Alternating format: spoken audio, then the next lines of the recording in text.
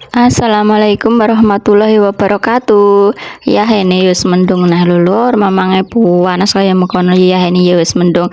Ya iki nek kegiatan iki nek wis ora nyang sawah, wis leren entuk nyang sawah ki ya ganti nyang apa iku jenenge lur, pekarangan sekitar, ya bubut-bubut suket, ya resik-resik ngeruki gandengan kaya iki lur. Lah iki lagi nguruk gandengan nggon pitik kae lah kok jlegong-jlegong dadi ora iso liwat. Nek rendeng kaya ngene iki suket ki nek dibubuti paribasane akeh ngalih wis dhuwur meneh lur.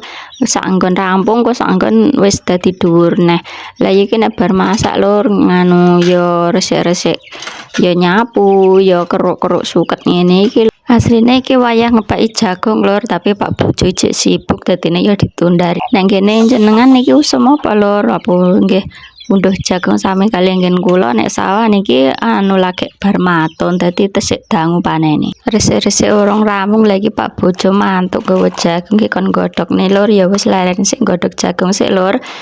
Niki ya lur cenes jagung manis jagung biasa hibrida ngoten nika soalé nang nggen kula dereng enten ding nika napa jenenge ulur jagung manis nggih jagung biasa hibrida ngeten niki godhoge kula nganggone pawon ya lur mboten kompor soalé dangu ngenteni gas. Lah di skip mawon lah ampun mateng niki kali kula gorengne tempe kula damel teh. Nggih monggo gek wedangan lur see you.